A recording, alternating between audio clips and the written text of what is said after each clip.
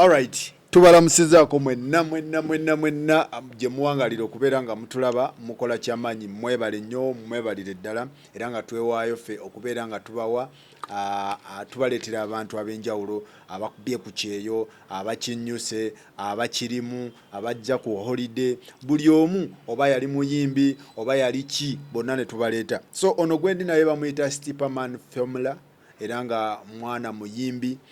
be bamu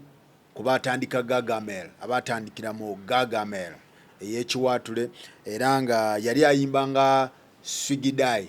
mama mai swekeda iponde dancer lalai we don't know sala dancer flavor well international bad man flow you know how tell say mama burendai laba walunjiwa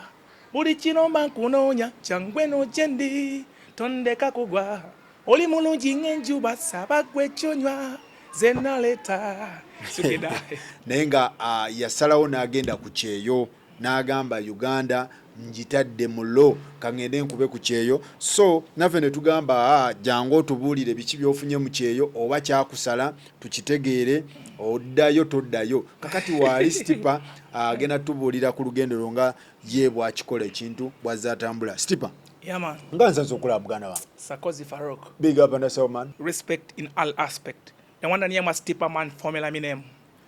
Give thanks, respect to everybody watching us. Panda Gossip Live. Inze mundongo. Abakazi baji bali banegwanyeza. Mundongo. Nga nkyali mu Kampala. Kati nafuna mu ensobi musijja kwogera ku bantu manya won't discuss personalities. Naye waliwo omuntu gwe nabeera naye. Kitegedde? Alina erinnya mukyala wakabi naye na datinga naye so nenfunamu obuzibu nga bawe munene ng'asobola okumpisaamu era n'omukyala n'aŋŋamba kyenkusaba wandibadde oyitamu kubanga bali bantadde ku wanted nze nagenda okugenda nga nfulumye nga sifulumye ndi njagala naye yeyo chance yaliwo eya Doha. What? Yeyo chance yaliwo eya Doha ne nfulumye eggwanga naye nga sigamba nali nnoonya kubanga nentinda wembeera wona wembeera sente zibadde weeziri famire yaffe gyenvaamu sagenda munali nnyonya nnyo munali yala naye kale kugamba okutaasa obulamu Nadduka era tuba ne music omune wankubira esimu jangu wano sitambula nze mbeera waka sitambula sizunga kubanga mmanyi obuzibu buyinza okuntwaka entaye kubanga emyaka 6 gye mbaze nga sibeera mu Uganda bange naliteekawo nga saagala omusajja ambeereko nnyo nayina gwe nanyigamu eggaali natakiraba bulungi so nanteeka ku wanted ate balite basubwa akulya era muganda wange kati omukazi ono omusanga wa yakwegwanyiza oba anti kati abayimbi namwe mubeera n'ebizibu oba abantu ababeera mu mataala ebizibu byebino kati omukazi omusanga ku show omukazi ye ali well composed sigamba nti muyaye mukazi yalina ebbaala ye sijja gyogerako mannya tojogera kubanga biza oleeta obuzibu naye just najjawo nga omanyi nali ntweninga n'oluyimba kati nenzija nenkolawo performance nemusanyusa nalaba performance yange najagala bulungi nnyo nagamba bali abatwala ebbaala nti I think nayagadde performances oyo muyaye akomewo akole ki akube kati lwakuba yalabanga na crowd ne number nagamba tusono mu one night nabala nga moderatinga club weno so weyampa one night atinga ndaba akashala kali katabbu naye nga omayina nga ma human so oli hot ekyapeninga ate we kyapeninga ate era saata nakati kitegedde soko olinde so omukazi akugamba jangu okube embeerawo ne night n'okuba show enkuba show ate si yampita kubanga yijese baliwo abatwala ebbaala lye ne bandeeta Stipa agenda n'okumanya yali tammanyi kubanga ze bampita nga yitammanyi omusajja tamanyi omukazi nga tamanyi kubanga omukazi tamanyi na music wa Uganda yes just na yali alabanga ebbaala yefunye crowd yatalabangako abaye nembasika kubaludda wakamocha nenze nenkola wao nagamba nsuggesting oyo gaye tumuzze ayakola luli tumuweba ne night alete crowd zezo nga ba idea bali abatambuze ebbaala kati badamu ne bampita tula ku meza omukyala njagala ayagala bulungi byenkola nagamba twale ebbaala yange nkwade night buli lwakutaano kati in that course kwera nga ntambuza ebbaala ngera nga womanyi nawo akakyala kali kattabu so n'okatwaliramu entwaliramu magezi kati ebyo ebizibu enafuna omusajja n'akitegeera sandiyagadde kwogera ko n'oluyimba naye nga ate we naalwogerako oluyinza otegeeza kyetegeeza naye nga nakola vibe emu kiboko ya masanso otyo omusajja kale yabitegeera n'abitegeera kubanga jjukira waliwo omuyimbi akola omusajja yakomawo ne batandika okunjigga okwo kwe kandi tulufuluma eggwanga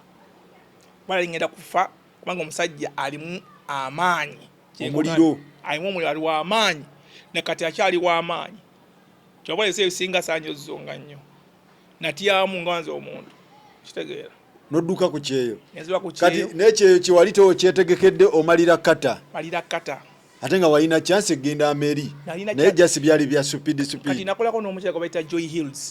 Hills ne Mirembe omukyala oyo yabeeranga kabalagala yayambazanga abayimbi era ndowooza yawako ne bebe ku lwengo ojjukira ebiseera kati oyo omukyala by the way chances nali nzirina nyingi yona yagamba nti bebe tasasula bebe yasasula kuleka nti ng'omanyi abantu bakufrezinga ebigambo ebiyinza okutanishinga erinnya naye nga bebe kulyalakolaki yasi kati oyo omukyala gwe nali nkola naye n'okulonda engoye yali anta ngamba jangu ononda engoye z'abayimbi gwazimanyi nga nze ninnyinako ennyonyi ku ekyo n'ogenda ku ekyo nga ntambuliza ku ekyo naye nga nze sirowooza byakusigalayo okitegeera naye kati saawa zino era nga wenakomyewo muganda wange so kaviza waliko kalina wakagula speed awo n'odduka akati awo namala nenva mu ndongo nensooka nembeera ewaka waliwo opportunity awo bagiyita Bright Stars yali awo ng'akamwoca bamita Fab Love omanyi mumanyi kyali wange wemu ku banyambako awo wa fifi awo yalingawo awo Fab Love mumanyi nanyambako awo nangamba mwana kati nga mbeerawo nnyo awo era ndowooza we nava ku ofiisi awo we natemera nodduka nengenda ekkata we natuuka ekkata omulimu gwe nafuna nali nkolanga ku airport nga nvuga airport taxis ezo yes kira kyebadde nkolanga ekkata mbadde nvuganga airport taxis ezo awo ekkata so n'ogamba kankasibe ekkata Fabula bwagamba tugende ekkata tipa tugenda leeta manyi kinzirusa kumbe gwe muliro omuliro gwe gukuddutsa kitegeeza abantu bangi abagenda ku byeyo nga tebagenda abamu baba tebaagala tebalina ate abayimbi abamu kati nabalenda abayimbi abamu tebagenda ku Kyeyo nti olimu kati nganze kati scenario yange endala tinagenda nga waliwo abanoonya kati abamu bagenda nga bali exhausted otuuka ekisala n'oyimba nga oli exhausted nga byoyimba oleberawe kati akati Keko yakugambye nadi nabashoyo Keko yakugambye yatuuka ekisala nafuna opportunity nga alina ogenda e Canada nga ate bamuwadde obutuuze bagenda muwa empapula ngalaba talina kimubeeza Uganda ngalaba my music way back abali takalinga bulungi sente kati Keko yalinga sita naye nga yagamba takola yes yada kugamba ono nga mulaba ngagamba sikola bulungi sente zati zikalinga bulungi kati nabalabo nagamba kagezeko omukisa ogwo kati ebise ebisinga abantu abasinga bagenda ku Kyeyo ngalaba ne depression yeno mutayizo beera awo ne bamugamba ng'oyimbye kyokka obuvunanyizibwa bweyongedde gy'okoma okukola erinnya n'ebizibu era kyovula ebise ebisinga abayimbi abagenda ebweru bagamba kandaalire kaŋŋende nalabakawo penge solfa nga Kireva gye ageze Bungereza posti gyawandiika bweti nnene nagamba Kireva gye nkulabye ofunye omukisa guno naye nkusaba laalira tekamu andi bureki kitegeeza tetumanyi bantu lwaki bagenda ku bintu abantu abasinga bagenda reasons nyingi abamu bagenda okukyusa ku bulamu manyi n'okubulako kirungi no getting exposed noyiga engeri gyebakalamu ebintu kati nze obwongo bwange bwakyukamu tebukyalinga wenali nali nfighter nnyo nga ndi very aggressive naye kati saawa zino kati olwokuba nkopins up ne mindset z'abantu banjawulo ensi ze tubeeramu ezo ez'abawalabu zirina mixed nationalities owulira abantu ab'enjawulo begamba obeera ng'oli perplex tobitegeera so kitegeeza nti ensi n'olumba kata naye nga kata si yali ku list by then naye n'ogamba kati yeeriwo neŋŋamba yeeriwo kiba kibe naye kati era nze nkugamba ngera wakiŋŋamye Stipa waki wagenda kata banno bonna bali eri era banno bonna nabasanga Amerika kyovula nkugambye obulamu bwokka bwe butweyimirira Ereyo tugenda kujjayo. Stipa. Nagamba Stipa nedda. Yanga Stipa ali kata nenga banne bonna ameri. Ate olaba nekwekanga. Mukata nekwekenga. Nze emoga gyenvuga eba tinted. Omuntu yekayika ndaba yaze mu motoka yange. Era ate abantu benavuganga. Ekirungi nti eziri airport ezireta nnyo bantu baliroko nti oba Omunnayuganda anajja mu motoka yange kizibu. Obeera n'abasajja Abamerica, abasajja aba Netherlands, abasajja bava mu nsi ezenjawulo ate nga balina ssente. Be benagambye abaali banfaananyanga. You look like Samuel L. Jackson. You look kati ayinza okuwa ssente. By the way, navugako ne Samuel Eto'o. Navugako ne Samuel nakifunako. Nakwekanga. Namuvuga simumanyi. Wanyi wemba nvuga. Olumu watuula batuula mabega kati nze wemba tanisi ovuga mbera mu mira yangu ki kati kaya ngamba I like your driving, you're driving nice. Nambuza what's your name? Namugamba I'm called John Baptist. Wanyi nze si wali SEYAGALIDDE. John Baptist. Okay, I like your driving. Do you know Samuel L. Jackson? Namugamba yes. Abasinga gwe banfaananya. Namugamba simumanyi nina mugukulinga ne mutegeera. Asooka kumumbuuza na mugukulinga ne mutegeera. Ndagamba ye biggest movie actor. Angamba, do you know me? Namugamba no. Nemutonda went. Namugamba Samuel Eto'o na yes. Nemuvuga ku location ye nemutuusa bulungi era agenda mu Pal. Waliwo ebife by'ebbeeyi waliwo Pal, Port Arabia. Nemutula mu Pal Tower 20. Nemutuusaawo. Angamba thank you, I like your driving. Moka ali mukubyeko gali lyala 5. Nama nampa siringi 2. Emitwalo 2 Qatar riyal 2 gaba mitwalo 2. Nampa 2 nangamba thank you. Take care. Wale mtwaide meka. Riyal 5 mitwalo 5. Nakonago. Nakwata 2. Nabimpe bya Qatar riyal bitegeze emitwalo 2. Kati nenzijako zile za company ya 5. Nensigaza 15. Ibitalo 15. Kaze ziba tips. Luvuga era omulala wotyo. Enzo maliza ngokoze tipu yo ndo nakozo kola ebitano. So kati bwotuka kata ujukira wane erinnya waliyo mazoli oliteeka ku kisenge. Tebyakusumbuwa nnyo ujukira olimu okuvuga abantu. Togwa ku Bannayuganda bagamba ba Stipa waffe. Olaba zinabena mu katomo. Nga n'Abannayuganda babagamba Stipa mwalinga bagamba mulimba. Kubazi nabenanga munga simba. Nabenanga munga simba nenga emoka ye office yange. Ate motoka kizibu okundaba nti yenze. Emotoka olumala okunyuka nga njivuga nga nzirayo eri je parking nga ngena nebaka. Enkyanga ngena mu motoka. Okujooza bajooza ndi munda. Kati tukizibu okundaba. Nabo benyina Abannayuganda abatasobola kulaba kuba obera mu motoka ate gwe oba balaba abamu. Ngobamanyi. Obayitako.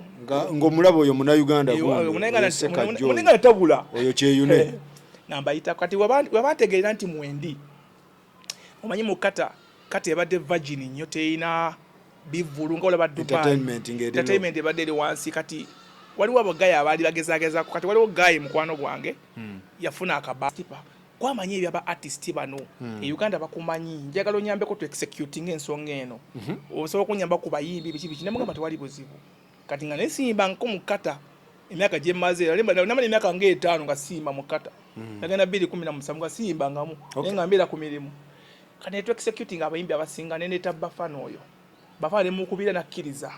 Muteeka ku nnyonyi enga nze mbayambako kwogerezaganya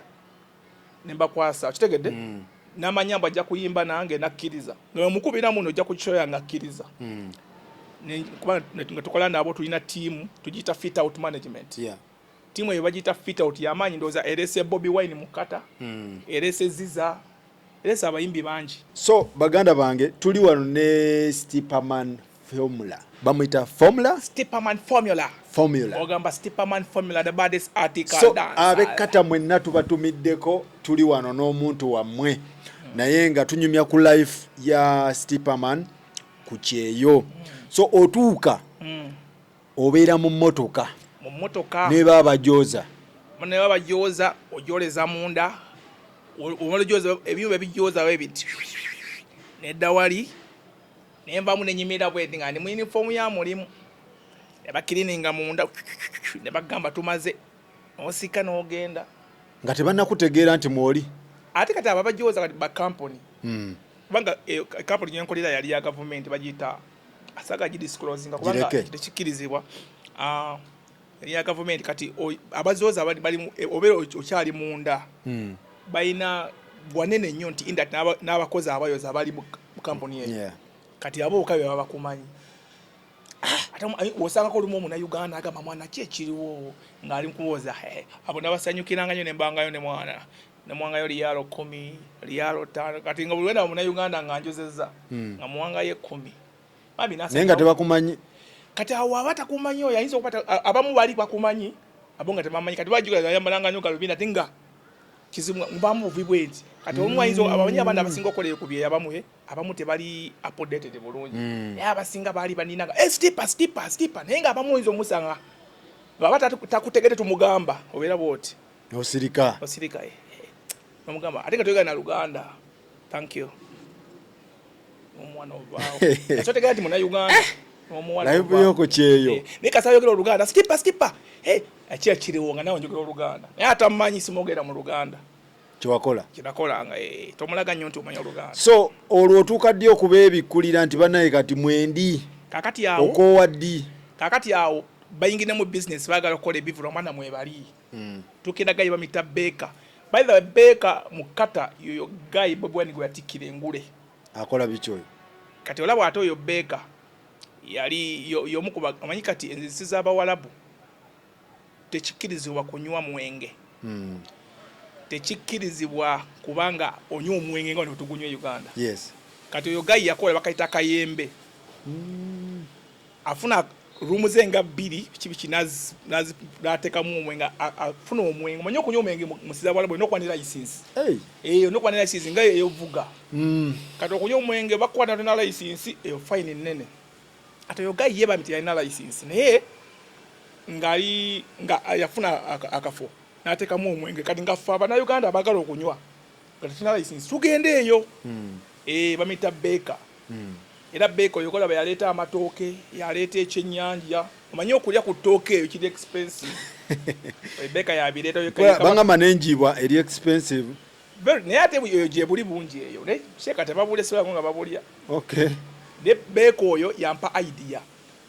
nze muwa idea naye omanyi okwataganya abantu lwaki sikuyingiza mu kino ekintu njagala obeere ng'otandika kubeera ng'oleeta abayimbi ne sente olinamu ne muyingizaamu nzira muyingizaamu ekyo ekintu tuleeta Bobi Wine mukata we nakimuyingizaamu Bobi Wine era agenda kutambula Saudi Dubai ensi z'Abawalabu ezo yensonga lwaki olaba Bobi Wine watayimbira Dubai ojjukira nzijjukira era Bobi Wine teyayita direct yayita Kenya najje ekkata we yajje ekkata etumuhostinga Bobi Wine naperforminga ne Dumiali ne bajja baperforminga bali ne DJ we yani oyo muganda wa Babi selector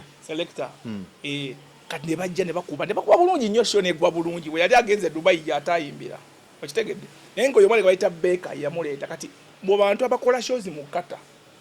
omuntu goyinza okwesiga yesigamwa ayina olaba Bobi Wine president wonna gwe bayita president mu Gulf president waffe yakwata enkofi n'agitigira beeka kitegeeza muntu waki watabo manyi Bobi Wine ye alaba nnyo kati waba yamutikira enkofi naye nga enkola ki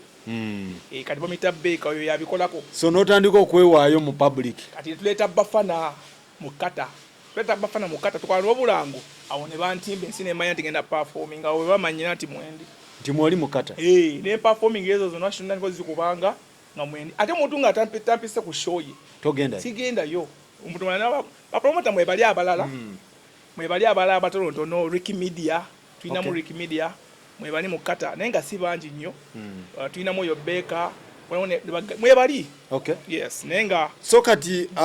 obulamu bwammwe nabadde njogerako nekkeko naŋŋamba nti obulamu bwabwe kino ki shelter simanye ki homeless eno mugafu kibeera kitya mukimakinga mutya bibeera bitya eby'omugaafu nga gwe agenze nga sita abadde sita e Kampala kati ekirungi kya kati omuntu era kyoba tozanyiranga omuntu ali mu Europe respect waliwo Isimaka yakola n'agamba nti tozanyisanga omuntu tosobola kujoga muntu ali mu Europe Isimaka yakola nnyo obuntu obwo bwali butambula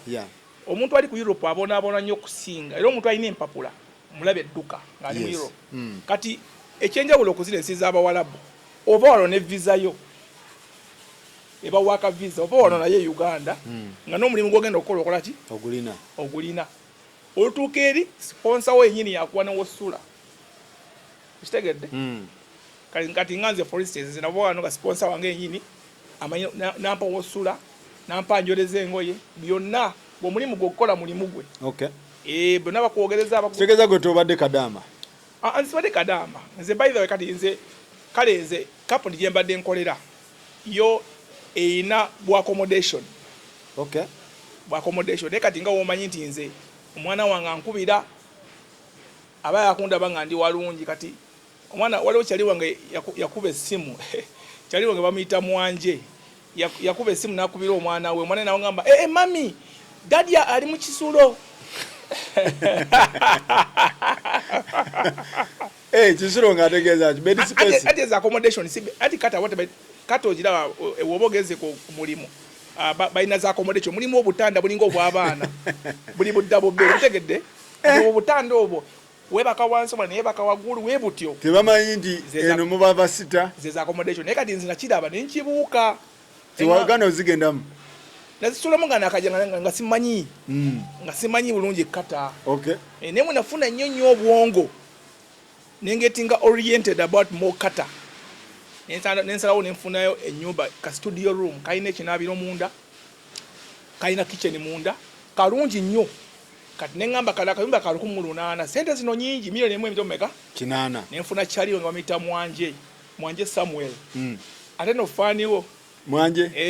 big up onoso maganda wange Mwanje nkwagala nnyo netugatta manyina nga Mwanje sasulako ekitundu laga ekitundu jukira nsula waka wabiri nsobola okusula mu accommodation newaka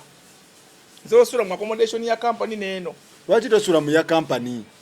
ati jukira kati nze bankubira video kati sakozi onkubidde kati wali ogenze ku Kyeyo Stiperman formula wali ogenze ku Kyeyo wali olina okugenda mu dormitory ebisinga omuntu ayinza akusuubiriza kirala wonaba ne Kampala balina sente omwana alina ekitala kimalayo kanize obuliri bwange bwensulamu bumalayo yadde sina na sente so company yali ekuwadde wokusula yekuwa wokusula naye nga kaba katanda noti okuba zi video ate muntu abakuira tozikwata era tula abantu abatazikwata amwana tokuba video kubanga wano abakulimba Nogaba Mwanje tupambaneyo 1,800 emu 8 tusasulira wakati era bwe twagipambana ennyumba eyo era ndowooza n'okujja wano mwe naviiridde naye ngeri ensulayo ng'olwolumu ndaba nga kyali wange Mwanje ngamba Stipa mukazi wange agenda kunsalako ng'ovaayo ngamba mwana sijja kuyingirira beera nekiddeemu ky'omwana kimalirize kati nganze olwo nga nvuga nga ngenda wa ku accommodation nga gyensula mu katanda olwo kwolwo ogenze lito kuba video obakubira oli eno bakubira ndi eno walungi ewa Mwanje ajukirawo wenyini wetusulaawo wenyini wetwapangisa wewalina ekiro ekisawo ekyethumaama ekyomupiira kiri waliko kata sigendangayo naye mbimanye ebisaawa naye ate kati omusajja gwe wabadde nayo gwe bayita MC Solo ate kati mu ba MC betulina mu kata nga onawulira nti omulangira Ndawusi kati ye MC Solo watabu man ayina Oluganda ayina Oluzungu atandise okwogera Oluzungu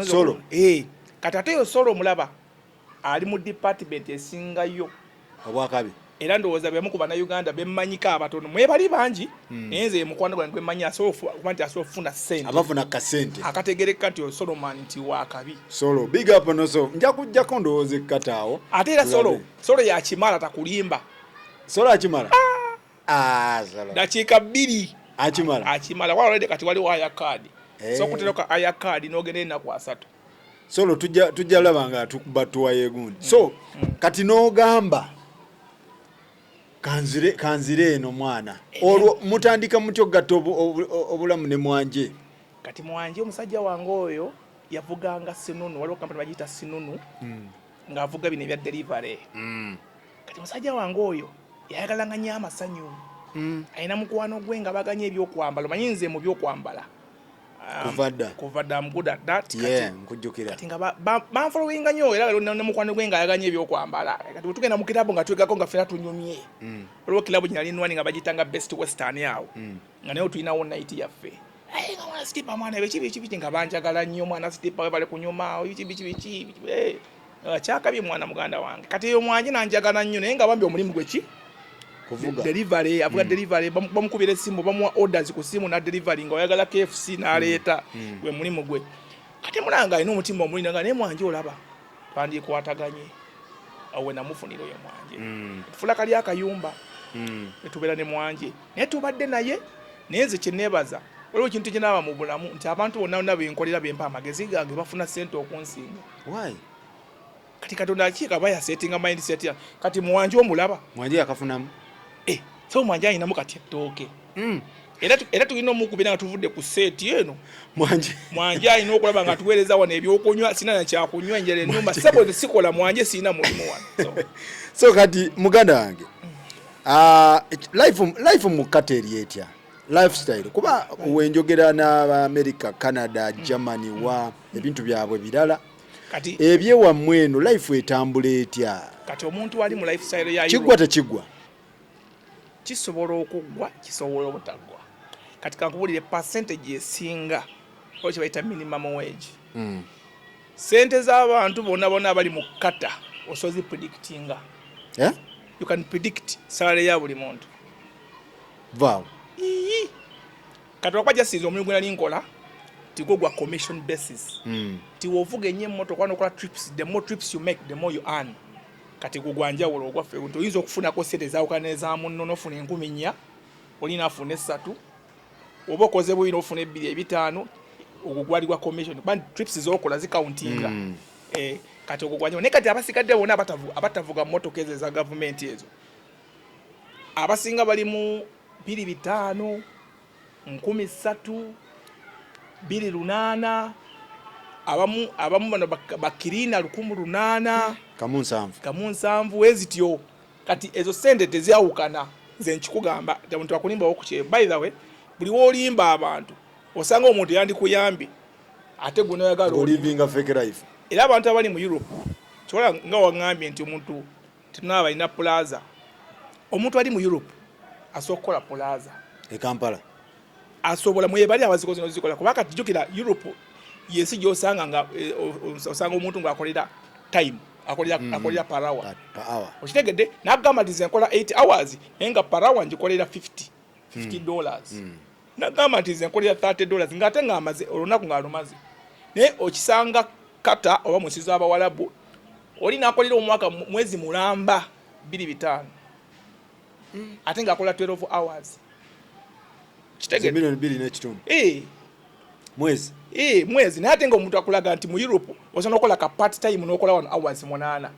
n'odduka waawo 8 nga tokolera $50 n'odduka ewalala n'okolera wali $30 kati wozigatta ogenda okola nga omwezi olina millions nga 2 kitege kyegamba nti oba omuntu ali mu Europe ve mu Europe bills jeziri naye nga era abasinga nnyo omuntu w'eddongo so kati Stiper what was your biggest challenge nga gwe yagenda nga star biggest challenge negombanga nnyo nengamba kale senga oba saagenda nali ntuuse ku ntikko bali batandise okundaba nga ne basita bankubira okitegedde nengamba nene kati wonyi tebakulimbanga omuntu abeera eyo n'agamba naye mwana kati waliwo n'abaana abali mamanyi nga bannenya naye mwana Stiper oyimba lwaki toddayo e Kampala mwana nga kale ng'oyimba to the soul nagenda nga mu buyimba olwolumu kale nga nentamiiramu olwolumu nobakuba nembakuba omujasi kale akayembe kakyali wange oyo Beka ye yampitanga ate nga mbeera kali nga manager wange tegedde ng'olumu wanye okunkubisaamu nenfuna zi vibe sanga yaba yimbi era abamu abato abeyo creatingamu nabo nobalagamu katini bagamba ekisajja gwera lima inti bya studio festival ina amaloboozi nga banjagala ne bankubisa so challenge gye wasenga okufuna ginafuna nga mpulira nga ali wasted nga mbakale mwana kale nsobola okuba engoma zino nene ngamba naye omanyi bakwaja zito omuntu watambula kiba kikulimba nga neisima akyogera omuntu wamala okuva ku ttaka lino n'agenda akomawo nga mindset yakyuka yes kyobola banja kugamba kati wano wendi naye nkyastudinga naye njagala okulaga ebigambo bino nti nkyafiguring out naye sibanga oli Stiper waddala oli mbeera nsooka netuna bwenti nga mba sinnabategeera bulungi oba toyinza tutegeera challenge nafuna esinga obukulu esinga obunene nti na feelinga small nagamba ne mwana kati bana babalowooza kati ngamba ne kale wana ndi wasted ate olaba bana nga bayimba nogamba ne bana kati bana kale omwana namuleka nga muto kati ne muna agikubye waliwo abana benaleka nga ngoma zikutuukako wali kati kakati waliwo ka guy nakaleka waliwo omwana bamita Martha Mukisa mumanyi oyo mwana Martha Mukisa by the way oyo mwana ate mbumanyi nnyo infa yizo obutagibawa aina awonalinga sitanga mbeerawo ntinda naye nga lumu mpita ku muzikiti awo naye nga taata waabwe abagaliza okuyimba yalina baganda abalenzi babiri oba ne Martha oyo nga waali taata we yeetanga jjajja wankoko taata we yali muyimbi taata wa Martha jjajja wankoko taata Martha Mukisa nga yeeta jjajja wankoko kati nga mpita awo naye nga ankubira nnyo jangu mwana gwe Stipa jangu abaana bange nno bano bayimbi naye abaana naye kikulu Katonda nga we nagambye noba ng'olina stardom tokola nga mpisa mbi era Martha Mukisa namugamba naye mwana olina eddoboozi eddungi nabimugambanga wallahi oli basito ng'alina obode era n'oli mubuzi ali kugamba mwana oli blessed olina eddoboozi trust me oli wakabi era Martha Mukisa yajjako ne ku studio yange awo ku local records nga talina kyali mwe tata waabwe yampita mbeere nga basensalinga kati nagenda okuddayo ogenda mweti ku Kyeyo nagenda okuwulira ng'omwana ayimbe ne Kenzo Kimbazigido sango manya sango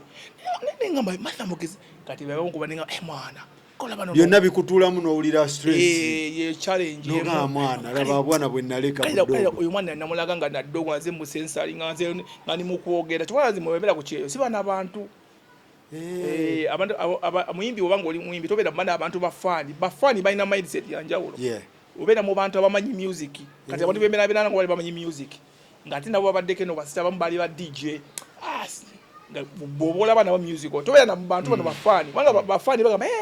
abata bamanyi kati zembe na mu bantu abamanyi music tuli discussing ebyo kati abo yo mwana mumanyi kale yo Martha Mukisa yaje ne kata by the way kitegede kakati stress tulira stress wogenda muzire ensendala stress muddungu wano stress wali era kyekimuleta era nga gwe yali sita wano stress ya woba wamufunako oba tewamufunako just challenge inafunako nti yeyo kayo kola abana nga ba breaking through atinga ningamba kali ningamba bana yangu okudduka kitegede nenga nze safu na stress kubanga n'omulimu genda kola guli comfortable so omulimu gwenkola guli comfortable mbera mu motoka 24 mbera ne internet buli kimu banchi nina company ekuwa internet buli kimu obo biraba ngoddamula nga oli mulai anti bera mu queue otambula mpola kwali ku airport paka wotoka ali ku mulyango omuntu bafulumira ku arrival omuntu nafuluma najja mu motoka yo waba gwatika nga gwatuseewo ngajja mu motoka ye ngovunga ngogenda so wejjusa okugenda ku Kyeyo olumu nejjusa munagamba kale engeri ginali nyimbamu kubanga talent wise sigamba nti nali muyimbi akigwirwa obugwizi nava mu talent nava mu maloboozi nava mu kuyimba nga bayimbi nenfuka omuyimbi nali nsobola okimanaginga naye ate era sejjusa nnyo kubanga osenga saagenda osanga andifunye ebizibu manyi buli ekijja never regret in life yes oyina byokozeeko ebya wali osetinze ebyali biganye nge omuziki guganye obimaliriza n'obimaliriza ekyo nekibimala oba byasigala bye bimu kinali nsinga okwagala nasoka kakwegomba nga kuvuga ku mmotoka naye nenzifuna eziwera n'essatu nagamba nga kamvugeko emmotoka mbere kwa kabiina nga bampita mbu Stipa ne babikola naye kinali nsinga okwagala kugamba muno I'm owning like titles nga mukaaga nga zange ekyo naye nkifuna kyese nakufuna sinaba kuzimba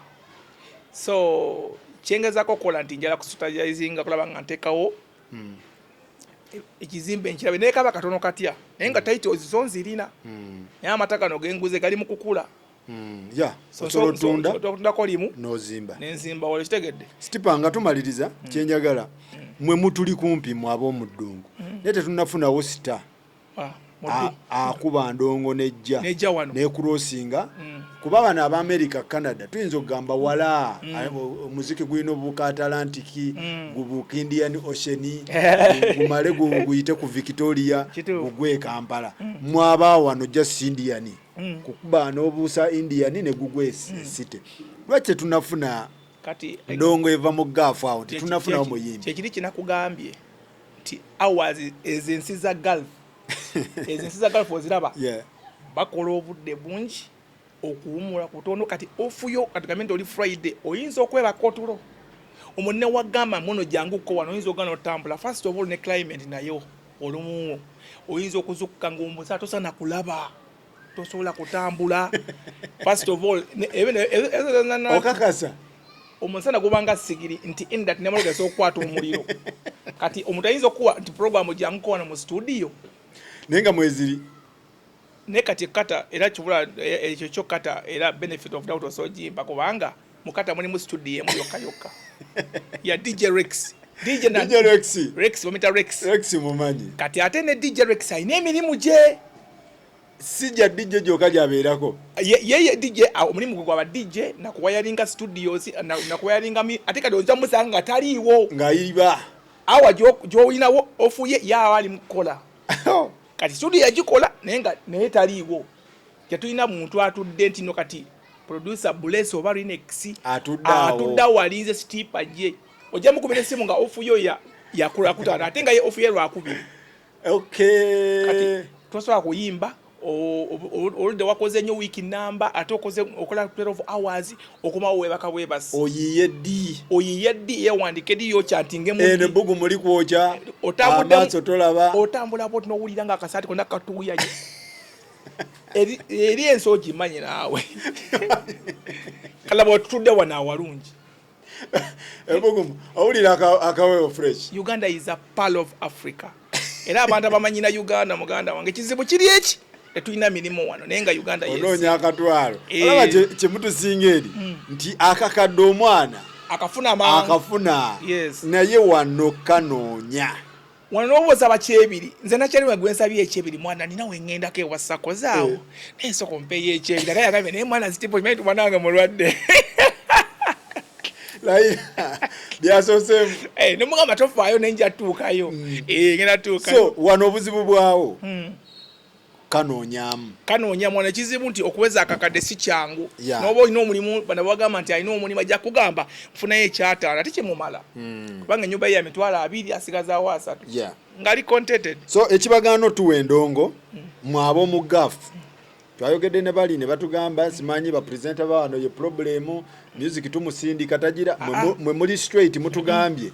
temutwekwasa abantu abali mu Europe tebakwekwasa baraga beni awani omulala ali tulumani ali Germany ate tulumani omulaba nga bwe nakikugambye nti omuntu wamala otambula akyuka mindset naye kati music yakyuka biri twatuyimbiramu edda nti ng'olina akawunti yo wano chances nyingi kati okubanga n'oba oli tuddawa kati tebikyali mu kwekwasa abantu bonna aba Europe temutulimba so Megadita tugamba nina tune yange empya naye bagigaana bagikuba ekikokola ekiyiba okiba kitretinze ku TikTok omwana alina following ajja kubanga akikuba tujja gikuba omwana aba agamba kitilibita akikuba so abayimbi bekwasa bade bekwasa luli ababika kubanga ba presenters nange mbamanyi baalimu embwa lulinga sebo ono sasula programu y'omuyimbi oli pashiru n'oli paroja n'oli pa presenter n'oli pa selector oba document omwana alina numbers ezisinga mainstream kiriza nti ebintu bitambulira ku digital TikTok oba n'abaana abalina numbers ng'emikwano ate abaana balina numbers buli muyimbi yenna ali mu diaspora ebyokwekwasa ku biveewo tubulire kituufu nti time tewali era nange mwini sinaku benekwasa bwekiba kiganya okuyitawo mba ngamba nedda tebannakitegeera kubanga abaana ba TikTok mwe bali mu Dubai mwe bali ate by the way ba TikTok abasinga okukwasa abaana ba diaspora omwo okitegeera ate nabo tebali expensive nti osasawala mukwano gwa kitendo na bwerere kati omuntu angamba atya mbunze nyimbire eno nze Sava Kalimu nyimbire eno endongo yange mwagaano gikuba ate Sava Kalimu muyimbi wa kabi by the way ne Sava Kalimu ayinamu omukono mu Kenzo kati wavuddeyo oba abeddoa nina wazze kuba miziki kiki kyoliko mbadde njagala nsooka embeera e Uganda naye abeddoa nina return yange naye kirungi nze kati nze siri under company amanyi kati ebise ebisinga abaana kati abaana beddoa abasinga bali under sponsorship nti amala kuba myaka egyo naye kati zirawe ngambe nkyanjirinya nze ndi freelance awala nja kuddayo nga ntegetinga idea yange ebegenda kugwako nja kuddayo kuliniwalinga kubanga nkyayagala okubeerayo kitegeeza gwe olinga yeekozesa wano neekozesa era mwenzira eri katamba n'emmotoka yange so teri muntu ankozesa ennyumba yange nagambye napangisa Ekintu wakiteera ddala ku gundi. Naye nkyafigaling out njagala kugenda eri gyewa nkyatunuulira bali onkubye challenge. Baraga Beni gye bali bali eri bakulaba Ronnie Banton bonna. Okitegeera. Bageze ensi zimalayo bonna bali eyo. Obadde okimanyi nti obeera mu ddungu. Oyinza okubeera onoobeera nga waloba emyaka gyonna nga tolina kyokoze. Omanyi nti naleka wano bukyali nga buddooti. Kati bulina ebiwunya ebizimbe mwana banga stepa mumubereyo ne mwejubisa mutusinga kuba nti muli exposed naye simanyi stepa nkusinga amajja omwana nga bukukyala we buli wano ku ground abana balina sente bazifunye by the way Uganda abalina sente bayina abatalina tebayina. Okay, yes. So kati musical oli otya imiridde otya? Musical nja figuring out njagala kulaba by the nayogedeko ne ragadi awo nangamba yagala kukola ki ku enforcing copyright bagiteko kasa copyright nejja naija kutuyambako kuba ndowooza nti music asokwetambuza ka streams zikola bulungi nja kuddamu kikube nga ndi professional. Okay. Ate kati music nina mungi nnyo ate mpuliriza nnyo mpuliriza nnyo ate music wange ema mpuliriza nnyo abasajja aba Jamaica abo abasajja balina codes ennungi era wemba programming ndowooza lwazi Keitana music ena gwe programming aba atambulira mu codes naye ngenda kuddamu storyline nga bulungi nnyo nkuba ekintu naye nga sikipapira oba akajja topapira ndongo wetegereze soka wetegereze alien skin akola atya soko some amanyi ge galiwa industry olabe wa bagamba nti Nigerian is taking over, Afrobeat is taking over. aba Nigeria kyo kikkiriza bating ada over kubala babana boy yo muduga asoso kuba arena towagiraba yaba Snoop Dogg de bamupostinga bakubino nti omuyimbi agenze Uganda avudde wana abimbi affe balungi ne obuzibu twale bufuna identity ekintu ekyo kimanyi ekyo music wa Uganda wabaza nnyo yizo gamba nti muna Uganda kati ojasanga oli ayimanga mu Jamaica ojasanga nayo abana abono talent ya manyi nti mwana yizo yimbisa Bana Boy. Yes. Twalaba oli omwana omwavu kipampa yadamu plenty akuba Bana Boy oyinza ogomba kati tulina identity ne kasika tunafuna music nti no music ave Uganda Azizi yali akirese Backswagger bagiyagisa atya Backswagger yes kati ngamulimu engoma eyo eina identification yo mwamu wa support Azizi ati zimbereyo ngambirawo ne Uganda tebiraba ne kati kati Stipa singa promoter agamba nti gira battle kuba battle ze ziriko muyimbi kigo wandi lumbye battle ndowooza battle nzikata right but now sinza agamba nti nkole battle wakati badde siri ku ground badde siri ku ground naye nga battle nanzi badde nzeetaaga nazo wanga battle kyekimu ky'okusomesa kwe kusomesa omuntu musically nga tokoze fight eri physical nkiraba ani goyinza osomesa sinza ku disclose aba siri ku ground right now Stipa watya nyo watya abayimbi bali wano kali nze kyemmanyi watya bona bayimba bulungi ne bwemba nzizeemu endongo bwene nga tandise okuyimba endongo bweti nja kuba nsobola okwapointinga nga nange ndaba mbatuuka naye kati bonna naye bonna bonna kati gye balinze mbawa respect bonna mbafuuka amirira kuba mbadde siri ku ground bakinsimanyi Sizalas ali eyo wammwe kata tali waffe tali wammwe kali wala Sizalas naye abuze owa dangerous yo Sizalas wana naye tabadde kata Sizalas simanyi gye yadda so tumira ku bantu bo tumalirize mugana wange Stiperman formula mwena abaliko mwena mba respecting as bapita da one name Stiperman formula outer door kata abana be kata mwena respect salutation yadan no se wena tenda la speak reality 24/7 pandi camera wago ambeda Trevor respect beda one love still mwena bachali banga be kata Samuel Mwanje nkwagala nnyo chali wange Gwensula yawo bachali bange Beka fit out management agamba Chief Freddy mwena muli bakabi all of them kata mwena mbagala nnyo a standard Stiperman formula me sign out. All right. Tubalamusiza mwebale nnyo mwebale ddala tubatumiddeko mwenna abekata bafandi baffe mwenna mwebale nnyo okubeera ambassador Serunjoji Gospel Live yakikwasaganyaawo Doha tujja basalako one time nga Katonda akkiriza solo nkutumiddeko bangamba waliwo omukyala wa afumba simanya akatogo wali go baita Mama's Chicken baita Mama's Kitchen Mama's Mama Chicken bagamba Mama's Kitchen bamita oyo yasinga ofumba emmere by the way mukata obogezengayo tobuuzanga mugamba Mama's Kitchen efumbiro Mama's Kitchen yasinga ayayaya tabakulimba nga bakulisa emmere embi ngende wa Mama's Kitchen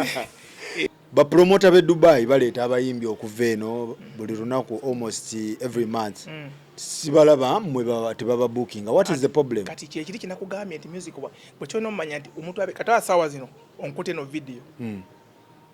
onkute video eno bagenda giraba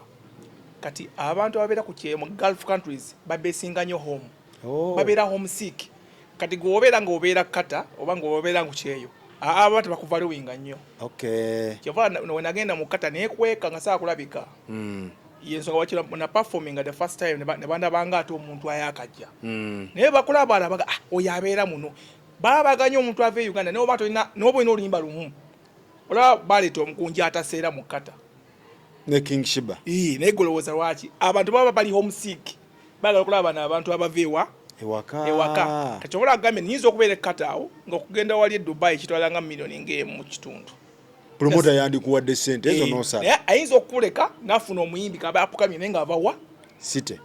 kasaawa laba nga atraininga amuleeta kwa yaba abala buli muntu ali ku TikTok agenda kujja akole ki amulabe kati gwe oli mukata ngobeera ku mirimu ne TikTok olujufuna tolina budde bwayo jukira kutraininga kuba kutoniwa olwo time gyokola tayinza kufokasingako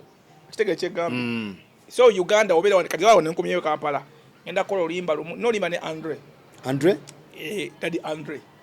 ngenda luta video ja kulaba response okay ja kulaba all right so bwetutyo bwe tubadde baganda bange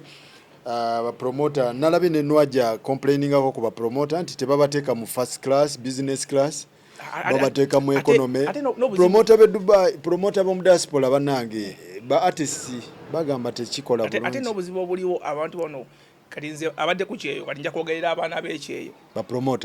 promoter abali ku Kyeyo tulina obba respect kati njogerera ba promoter lwaki omutwalira mu kanyonyi nga amagulu gezinze bw'ati ate omwagala akube show kati njagala omanye nti Shiba alina abawagizi bangi ekkata Nwaji alina abawagizi bangi ki naye njagala asooka understanding nti omwana oli afuna sinjiro ku 5 kitegedde omwana oyo alina savingako omwana oyo alina family okitegedde naye alina offisaako ekyetaano kyanagamba kangenda baani Shiba kati Shiba alina okwandasalinga bali bagenda okuyimbira banekolera bakozi beeyiya ate kasenda katono kati alina omumanya nti nno nti kati ngenda kata alina okwandasalinga promoter yaki bola abaana abayingira mu ngamba yambako ba promoter bekata ngamba yambako kuba kati ngaze omuyimbi asooka kuntegeera kyemugamba naye ate omwana wamukubira yalowooza ndi kata tuba tugamba nti promoter tannatuuka waba promoter tasobola kugulira muyimbi business class n'amuwa ticket eyo najja nga yeegolodde bulungi nnyo ng'ali stress free oba tonnatuuka leeta muyimbi yes naye ate nawe ojjukira olina abafaani bo kati ng'olina abafaani bo kitegedde nawe olina abafaani bo eri kati gw'olaba nga kiganye omwana naye tokwata vidiyo andi wentuula mu fly Dubai nga ngenda kukuba Dubai nensanga mu bafaani ate nga bansaba bifaananyi mu economy tolaba nti kiba kinkuba nze nga nze sitagenda oyimba nekira kinalabye nti omuyimbi yena oba nga omanyi nti ogenda kukuba ensi y'Abawalabu era abayimbi abamanyi okukola sente kati nga bakokofinga bafana balina obuzibu kati Alien Skin oyinza omugamba njakuleeta Dubai nagamba n'abantu 10 ku board ate njagala VIP ate njagala first class okitegedde kati oli promoter ebivulo biteeka mu clubs ziba nnene bugalaji naye gamba gwe bala agenda funa musinema kangu musaye VIP ez'abantu 10 era kati kitukola ebiseera ebisinga olaba omuyimbi w'amaanyi nnyo tumuwa first class kati Bobby Wine ye twamulinyisa first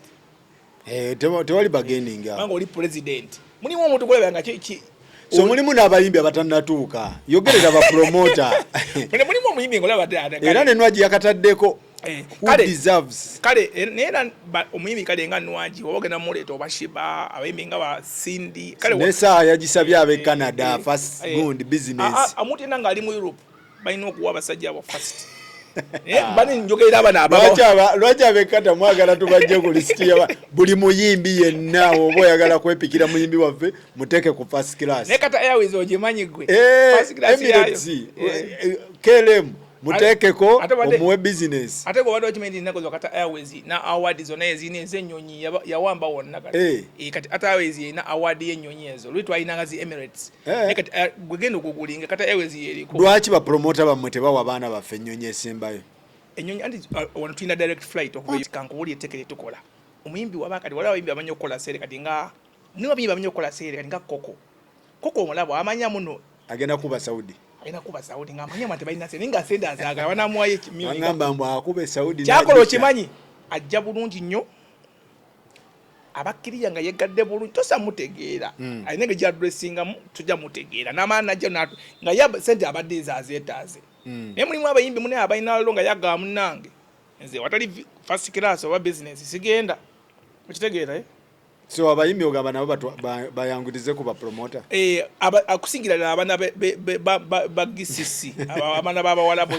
zemanyi kye bayitamu abo abaana abatoba bali Richmond ab'e London bo babaleege Richmond babaleege bajobuziringi abo ensi zaabwe zaamalayo so tusaga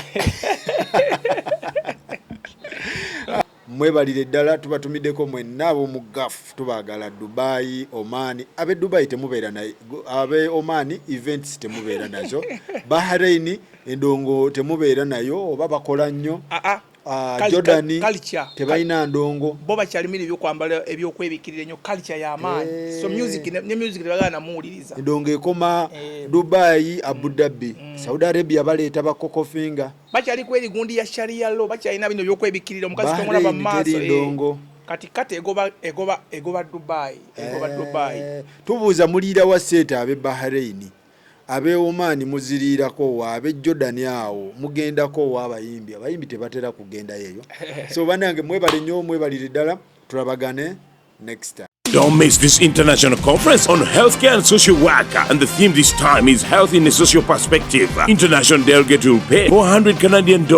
and local delegate will pay $300 Canadian. It will take place at Ontario Science Centre, 770 Don Mills Road, North York, ON, M3CU IT3 from 21st to 22nd June 2024. This conference doesn't discriminate. We call upon thinkers, human resource managers, artists, all social workers, the healthcare sector, doctors, nurses, caregivers, RPNs, ARNs, PSWs, all counselors, and all social workers. It's an international conference on healthcare and social work. For more details, call +1647 702 2922 or +437 288 9862. Powered by Nightingale Initiative for Global Health, Street Haven, Brookside Staffing Agency, MLG Media, Ontario Science Centre, Nightingale Holdings Limited, and organized by Global Events Canada and Nightingale Initiative for Global Health.